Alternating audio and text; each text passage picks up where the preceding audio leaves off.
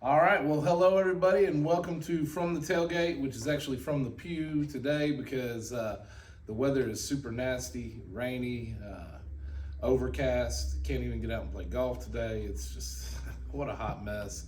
But one thing that's not a hot mess is Markayla. Markayla is the one that is with us today. And how are you doing today? I'm doing great. I'm doing Great. great. Well, Markayla is a participant in the 180 program. And let's hear a little bit about your story. What brought you here? So, um, honestly, I met Candace in house arrest in one of the classes, and I had to go do a weekend in jail.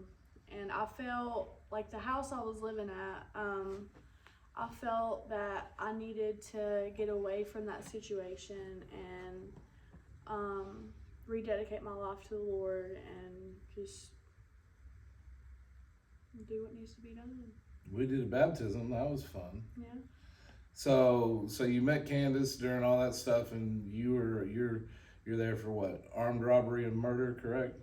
For stealing vehicles. Stealing vehicles. Okay. So what was causing you to steal vehicles? The drug use. Drug use. What was your drug of choice? Meth. Methamphetamine. Meth. How long have you been using? For about 4 years. 4 years. Mm-hmm. So what was that experience like? It was crazy. Like, it was something I never want to experience again. I started shooting dope at the age of 16. Mm-hmm. Skipping school, and thank God I graduated, but after that it just went downhill from there. I was arrested 12 times by the age of 20. That last arrest I had was when I decided to get sober and go to rehab. I went to a year rehab in Morristown, and from there on out I've been sober. Praise God. Praise God. Did you grow up around it? I did not. Okay. Yeah. So family wasn't into it? No. No? How's the relationship with your family? They're great. My biological father, he passed away last year in October, and my biological mother, she, like, when I was in addiction, she actually had gotten addicted to meth and is still struggling with that addiction now. But I pray that the Lord will open her eyes, Mm-hmm. But my adoption parents, they're great. Like, we have a amazing relationship, and couldn't ask for better parents. There you go. So they're supporting you through this. Absolutely. Well, when you were in addiction, did it feel different? Did it feel like you were shut off, or? No, they were still there for me. Like, if I was hungry, Dad would always come and bring me some pizza or some cigarettes. He tried to talk me into going to rehab, talk me into coming home, but I was so ashamed of my addiction, I didn't want to come home. Yeah. So. See, I think that's something that people don't get. One of the things I hear, and I mean, I was an addict for 22 years, is well, they can do something about it, and you know what, we can. I mean, the truth of the matter is, but I think where people get it twisted is no one really enjoys being an addict. I mean, No. it's not like in grade school, because I was already in addiction by high school, but in grade school I was like, you know what?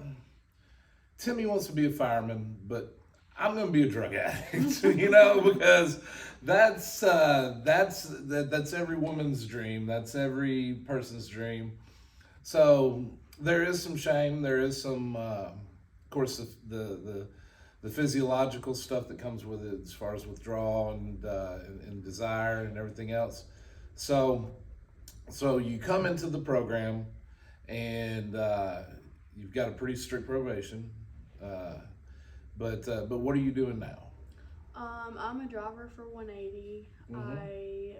I'm continuing to work for 180. I'm not court ordered or anything, so I really like the program. I like what the program has to offer.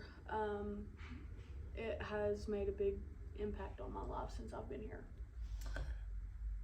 Yeah, you're surrounded by some good people, Absolutely. some people that really care about you. So, and you're doing very well. Thank you. You're doing very well, and we're proud of you. And I pray that you keep it up. And you're going to get the last question that everyone gets, and it's this question that you might be able to reach someone that you know, because this does go out into the interweb. Although I heard on the radio today that NASA's saying there might be an internet shutdown for an extended period of time. What's gonna happen? What will we do? But this might go out to someone that you know, someone that you love.